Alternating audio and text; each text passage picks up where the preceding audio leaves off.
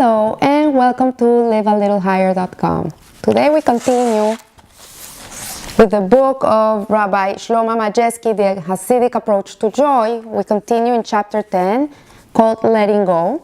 And Rabbi Majewski begins the chapter giving a story, a story of a king who was very, very ill. And many doctors came to check him out and nobody could find a cure for him. And at the end, a doctor came and he said that he would only be able to be cured if they found the shirt of someone that was truly happy. And only if they could find the shirt of someone that was truly happy and give it to the king, he would be healed. So immediately a whole group of people left the castle of riders of the king to look for this very happy person. And first they came to the richest person in the country and they went to him and they asked him, "Are you happy?" And the richest person answered, "Yes, I'm happy." He says, "But are you truly happy? Are you really 100% happy?" And the rich person says, "Well, you know, sometimes I'm not so happy. Sometimes I didn't do good in the business. Sometimes I'm worried because I have competition. Sometimes I'm worried because I haven't been paid. So I could say I'm happy, but I cannot say I'm 100% happy all the time." So they said, no, then we cannot use your shirt. So then they continued and they found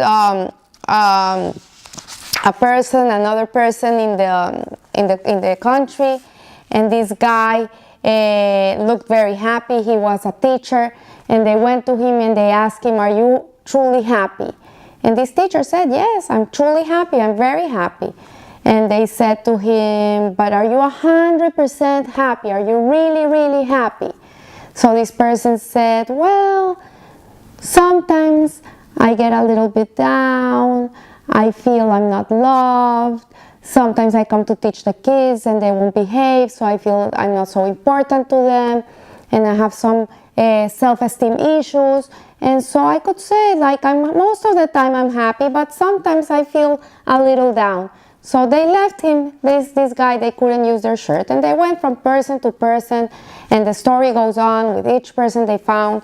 And finally, they went into the forest, they were going back to the castle, and they find this guy, they hear someone singing, and it sounded like a very happy person. So they go, and it's a drunk person, and this drunken man, and they go to him, and they ask him, "Are you happy?" And the man said, "Yeah, I'm truly happy."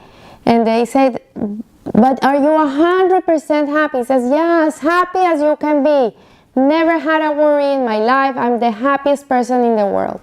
So the riders said to the drunken man, "Can we have your shirt? We need to take it to the king so he can be healed."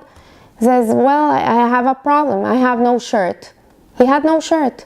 So this is the story, and this is what Rabbi Majewski is telling us. Is this person really happy? What is happiness? Really, what is happiness when we're successful? Like if you get a very successful person and you ask this person, does he define his life as happy? And they would say, "Yes, I'm a successful person, I'm happy." Why? Because they define their life on their success. But if this person has failures in his life once in a while, then he won't be happy. If he determines his life, if he's successful or not, or if it's about your personality and your self-love, that's going to take happiness away from you. So what this is telling us is that happiness really doesn't come from any external feelings. It doesn't come from the outside. It really comes from inside. And the drunk man isn't really a happy person. He's just a frivolous human being who has no care in the world. A person, to be able to be happy, has to have purpose and meaning in their lives. This is the first ingredient for happiness. A person has to really feel that they're loved and they're wanted and they're needed in this world. True emunah is not only to believe in God, but to believe that God believes in you.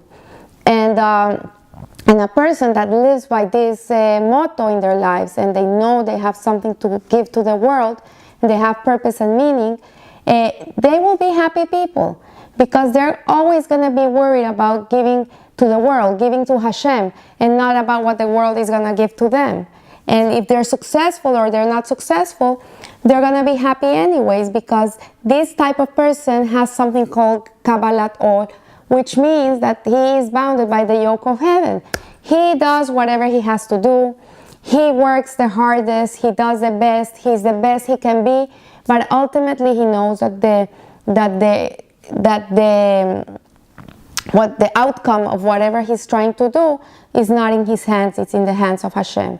So really, true happiness comes from the emunah, the trust in God that we have, the believing God that we have. That's what we have to really work on ourselves, to work on believing in Hashem and trusting Him. And how do we work this? How do we get to that point in which we know that God is guiding our lives, that God is there for us every millisecond of our days, that everything we do is part of what He wants us to be doing?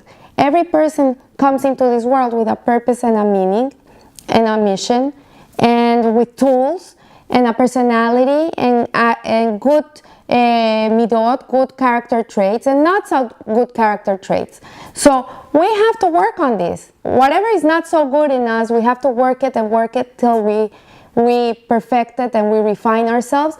And whatever we have that is good in us, we have to really explode it and to the maximum. We have to really take it out. If you're a good artist, you're a good writer, you're a good singer, you're a good composer, you're a good businessman, you're a good person with words, you're a kind person, whatever Hashem gave you as a gift, you have to really give it to the world. That's your gift.